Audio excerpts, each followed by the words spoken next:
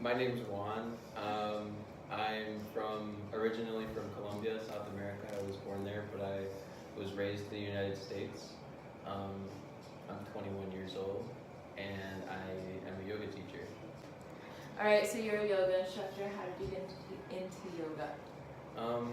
Originally, I was a very big soccer player, and so in like my freshman and sophomore years of college, I was playing club soccer for my school, and as a result, was facing like a lot of like knee and lower back injuries, and so like originally I used yoga like as an exit from injury, and so I would just kind of do it like once or twice a week, but.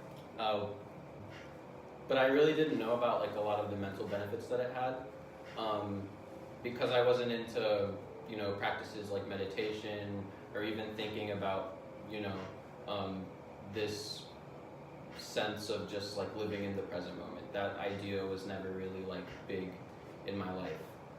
But something that really helped me in that point in my life, I started experimenting with like hallucinogens, and that experience of living in the present moment became like very real, and like coincidentally my mother had recommended an online yoga class for me, and so while I was like under the influence of like LSD, like one of these hallucinogens, I thought of my mom's recommendation, and I turned on the computer and I started doing this yoga class, and the result was like one of the most profound experiences that I've had.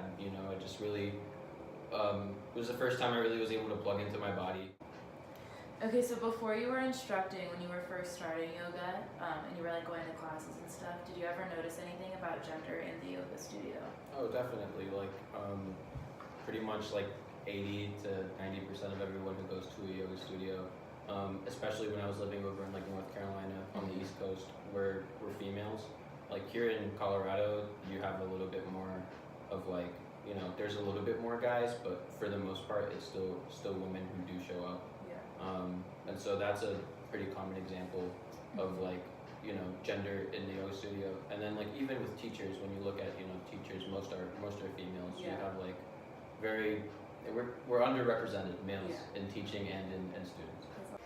It's actually it's a very interesting industry to be in, especially in the United States.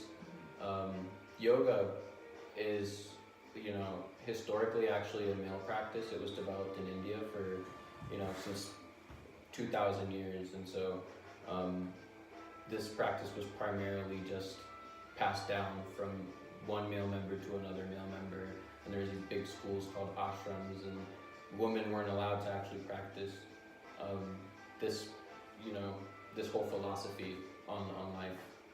So the reason yoga is popular in the United States is because there was a fitness movement in the 80s. I'm not particularly sure who did it, but it was popular in a lot of like women's magazines, and yoga started getting this fitness movement from a woman demographic, primarily a female demographic, because of the people who were pushing yoga. And so while it's historically like a male practice, it's practiced a lot by females just because of the demographic where it started. It is opening up to males a lot more and more and more because people are learning the benefits. Tell me about like how it's starting to open up towards men. It's starting to open up towards men. People are starting to cater more towards that demographic. In the last couple of years, it has been stigmatized as mainly like a place where females go to, like girls go to just like stretch and stuff, and people think it's mainly stretching and mobility exercises, but there's also a lot of strength involved and a lot of benefits in terms of fitness and physical and mental health that you can take away. Just anybody can take away. Yeah. Do you like? Does it ever make you like upset that like you think like some men like maybe don't want to participate in yoga because it is like has that gender stereotype? For sure, yeah. It's really stigmatized.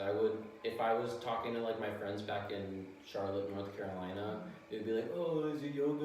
Like, oh, what are you, like a sissy? Like you just stretching? Like just people have certain ideas about it just because of the media, and the way way certain patterns have developed. But Yeah. you know, the history of the actual practice is actually like for males, and so it just goes to show that it's really up to it's really a matter of, you know, it's arbitrary. Yeah.